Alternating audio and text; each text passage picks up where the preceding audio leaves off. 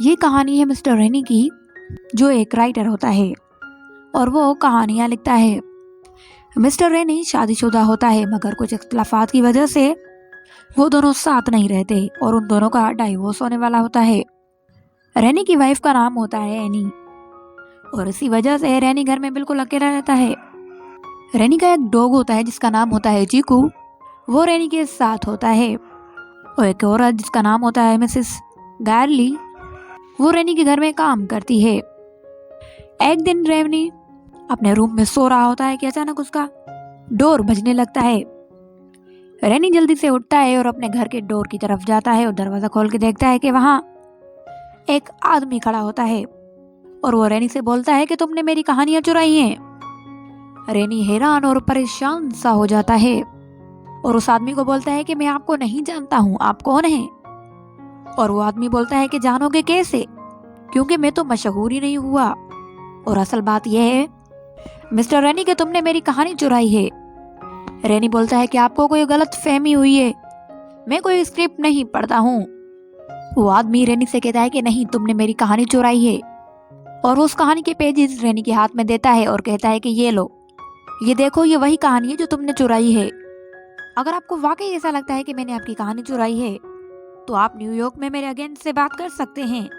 वो आदमी बोलता है कि ये बात सिर्फ तुम और मेरे बीच में ही रहेगी और कोई भी बाहर का बंदा नहीं चाहिए।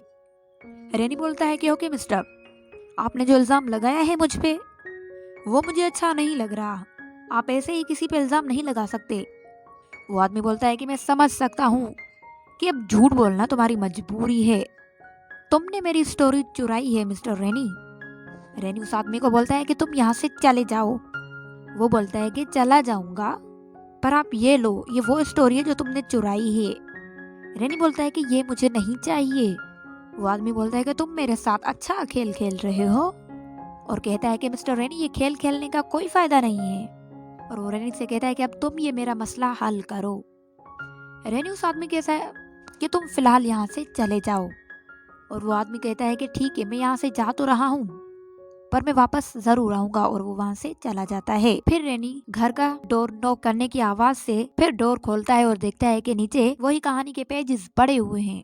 और रेनी वो कहानी के पेजेस उठा के अंदर ले आता है और उन्हें डस्टबिन में डाल देता है और वापस जाकर सो जाता है। सुबह को बैठकर मिस्टर रेनी सोचने लगता है कि वो आदमी कौन था। और फिर वो नाश्ते के लिए जाता है कि वो पेजेस उसे टेबल पे पड़े हुए मिलते हैं। मिस्टर गार्ली किचन में काम कर रही होती है और रेनी से बोलती है कि ये कुछ पेजेस डस्टबिन में पड़े हुए मिले, मुझे लगा तुम्हारे काम के हैं, इसीलिए ये मैंने निकाल के यहाँ पर रख दिए हैं।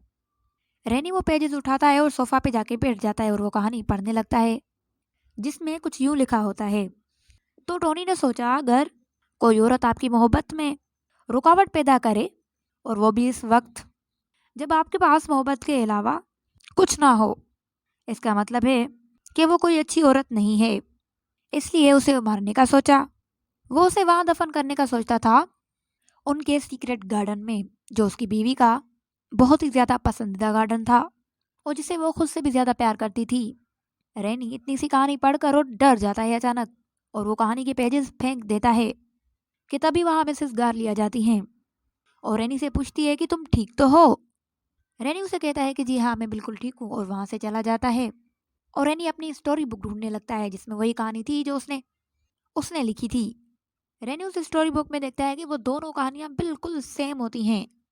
रेनी अचानक अपनी बीवी के बारे में सोचने लगता है, जो बोलती है कि हमारे घर में एक सीक्रेट विंडो और एक सीक्रेट गार्डन है और मुझे ये सब बहुत अच्छे लगते हैं। और इतने में मिसेस गार्ली रेनी को आवाज लगाती है और बोलती है कि मेरा काम खत्म हो गया है। तो रेनी कहता है ठीक है, आप जा सकती हैं। तो वो रेनी के पास आती है और कहती है कि मुझे तुमसे एक बात करनी है। और वो कहती है कि देखो रेनी, अक्सर औरतें अपने जीवन साथी को नहीं पहचानती। वो नहीं जानती कि सारी दुनिया की खुशियां उन्हें एक मर्द दे सकता है, वही जो आपके साथ होता है। और कहती है कि बस मुझे यही कहना था, और वहां से जाने लगती है। और रेनी से मुड़कर पूछती है कि तो क्या तुम्हारे लिए खाना बना दूं? रेनी बोलता है नहीं, आप चली जाए, मैं खुद बना लूंगा। और वो वहां से चली जाती है और रेनी फिर से सोने लग जाता है और दिल ही दिल में सोचता है कि वो तो कहानी मैंने चुराई ही नहीं। इतने में उसे किसी का कॉल आ जाता है। रेनी कॉल अटेंड करता है तो आगे से उसकी बीवी होती है जो बोलती है, तुम ठीक हो ना? और मुझे पता नहीं क्यों आज अजीब ख्याल आ रहा था, इसीलिए मैंने आपसे कॉल पे बात करने का सोचा। रेनी उसे कहता है कि मुझे तुमसे कोई बात नहीं करनी और तुम यहाँ कॉल क्यों कर रही हो? और वो रेनी से बात करने लगती है। अचानक रेनी उसे पूछता है कि सुनो, तुम्हें वो सीक्रेट विंडो याद है जो मैंने कहानी भी बनाई थी? वो बोलती है हाँ। और वो कहती है कि वो स्टोरी बहुत ही ज़्यादा बकवास थी और उसका एंड कितना ख़राब था। और रेनी से कहती है कि इस बात को छोड़ो और बताओ तो तुम आज ये सब कुछ क्यों पूछ रहे हो? रेनी बोलता है कि मुझे ये बताओ, जब मैं वो कहानी लिखता था तो किसी को याद करता था? एनी बोलती है नहीं, पर हाँ, कहानी लिखते वक्त तुम बहुत अजीब हो गए थे। और ऐसे ही उन दोनों की बातें चल रही होती हैं और अचानक रेनी पूछता है कि तुम्हारा बॉयफ्रेंड कैसा है? और इसी तरह उनकी बातें चलती हैं। रेनी अपने घर से बाहर निकलता है तो उसे वही आदमी मिलता है जो रेनी को चोर समझ रहा था और रेनी से बोलता है कि तुमने वो कहानी पढ़ी? रेनी बोलता है हाँ, मैंने पढ़ ली, पर मगर तुमने वो कहानी कब लिखी थी? वो आदमी बोलता है कि अब आए ना अपने असली रंग पे, और बोलता है कि मैंने ये कहानी 7 साल पहले लिखी है। और रेनी से कहता है कि पर ये कहानी तुमको कैसे मिली? रेनी बोलता है कि ये कहानी मैंने ही लिखी है, क्योंकि मैंने ये कहानी 1994 में लिखी है और पहली बार 1995 में ये कहानी मैगजीन में छपी। यकीन नहीं है तो खुद ही जाके देख लो वो मैगजीन। वो शूटर बोलता है कि मैं ये कहाँ से ढूंढूंगा? रेनी कहता है कि वो तुम्हारा मसला है, मेरा नहीं। रेनी वहां से जाने लगता है कि वो शूटर उसे बोलता है कि तुम्हारे पास 3 दिन है, अगर इन 3 दिनों में वो मैगजीन तुमने मुझे ला के दिखा दी तो मैं तुम्हें छोड़ दूंगा और यहाँ से चला जाऊंगा, और अगर नहीं तो फिर मैं तुम्हें नहीं छोड़ूंगा। इतना कहकर वो आदमी वहां से चला जाता है और रेनी भी अपने घर आता है। और रेनी सो जाता है। आधी रात को अचानक उसकी आंख खुलती है और उसे कुछ आवाजें आने लगती हैं। रेनी घर से बाहर जाता है तो उसका डॉग चिकी मर गया होता है। रेनी बहुत ही ज्यादा अफसोस में होता है और वो समझ जाता है कि उसके डॉग को उसी शूटर ने मारा है। रेनी पुलिस के पास आता है और उसे बताता है कि एक आदमी है जो उसे तंग कर रहा है और मुझे शक है कि मेरे डॉग को भी उसी ने ही मारा है। पुलिस वाले बोलते हैं कि देखें, उसने किसी इंसान को नहीं मारा और तुम्हारे पास कोई सबूत भी नहीं है, हम तुम्हारी बात कैसे मान लें? और रेनी वहां से चला जाता है अपने वकील के पास और उसे सारी बातें बताता है। वकील उसे बोलता है कि ठीक है, अगर तुमने वाकई में वो नहीं चुराई तो मैं तुम्हारी मदद जरूर करूंगा। अगर तुमने वो मैगजीन चुराई है तो भी मुझे बता दो। रेनी बोलता है कि मैंने वो मैगजीन नहीं चुराई और मैं इसीलिए आपके पास आया हूँ कि आप मेरी मदद करें। वकील उसे यकीन दिलवाता है कि मैं तुम्हारी मदद जरूर करूंगा और अब तुम घर जाओ। रेनी वापस अपने घर आ जाता है और अचानक रेनी को लगता है कि उसके घर में कोई है और वो अपने घर के सामानों को इधर उधर तोड़ फोड़ करने लगता है, मगर उसे वहां कुछ भी नहीं मिलता। रेनी बहुत ही ज्यादा परेशान हो जाता है और वापस ही जाकर सो जाता है। अगले दिन एमी का फिर से कॉल आता है रेनी को और वो रेनी को बताती है कि हमारे घर में किसी ने आग लगा दी और सब कुछ जलकर खाक हो चुका है, तुम जल्दी से यहाँ से आ जाओ। रेनी जल्दी उठता है, तैयार होकर वहां पे जाता है। रेनी जला हुआ घर देखकर बहुत ही ज्यादा दुखी हो जाता है क्योंकि उस घर में उसकी बहुत ही ज्यादा यादें थी अपनी बीवी के साथ। पुलिस वाले रेनी और एमी के साथ बातें करते हैं और पूछते हैं कि आप लोगों का कोई दुश्मन है? तो रेनी बोलता है कि हाँ। वो कहता है कि ये काम एक ही आदमी का हो सकता है जिसने मेरे डॉग को मारा और मुझे धमकी भी दी है। और वहां पर एमी का बॉयफ्रेंड भी होता है, जिसे देखकर रेनी को बहुत ही ज्यादा बुरा लगता है और उसे बहुत गुस्सा आता है, मगर वो उसे बर्दाश्त कर लेता है। और रेनी वहां से सारे काम निपटा कर अपने घर आ जाता है वापस। और उसके वकील उसे कॉल करता है और कहता है कि मुझे बहुत दुख हुआ कि तुम्हारा घर जल गया और वो कहानी की बुक उसी घर में थी। तभी रेनी कहता है कि नहीं, मैगजीन की एक कॉपी और भी है। रेनी अपने वकील से कहता है कि हम सुबह 9 बजे मिलेंगे और मैं वो मैगजीन ज़रूर लेके आऊँगा और उस शूटर को दिखाऊंगा और हमेशा के लिए उससे आज़ाद हो जाऊंगा। रेनी सो जाता है और सुबह वो बहुत लेट से उठता है। वो जल्दी जल्दी तैयार होकर वहां जाता है जहां उसे वकील ने बुलाया था, मगर जब रेनी वहां पर पहुंचा तो शायद बहुत देर हो गई थी और वहां पर कोई भी नहीं था। रेनी वापस अपने घर जाता है कि रास्ते में उसे एमी का बॉयफ्रेंड मिलता है जिसका नाम था टेटी। टेटी रेनी से कहता है कि तुम अब जल्दी एमी को डिवोर्स दे दो। और रेनी एनी से डरने लगता है और कहता है कि अभी तक वो मेरी ही बीवी है, मैंने उसे डाइवोर्स नहीं दिया, इसीलिए तुम हमारे बीच में नहीं बोलो। और रेनी अपने घर चला जाता है।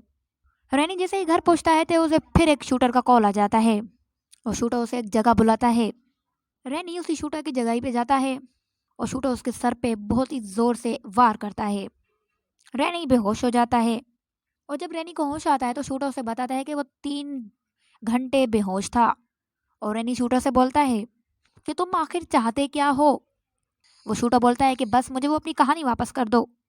तो रैनी बोलता है कि वो कहानी मैंने ही लिखी है और उसकी एक कॉपी अभी तक मेरे पास है जो मैं तुम्हें दिखाऊंगा। शूटर रैनी से कहता है कि ठीक है, मैं तुम्हें 3 दिन देता हूँ, अगर इन 3 दिनों में तुमने कहानी नहीं दी तो मैं तुम्हें जान से मार दूंगा। और वहां से चला जाता है। रैनी अपने घर जाता है और वो मैगजीन ढूंढने लगता है। वो बहुत ही कोशिश करता है पर वो मैगजीन उसे नहीं मिलती। अगले दिन एनी का कॉल आता है और वो रैनी से कहती है कि तुम ठीक तो हो ना। और वो रोने लगती है और बोलती है कि तुम अगर मुझे टाइम देते तो आज ये वक्त नहीं आता और हम दोनों का डाइवोर्स नहीं होता।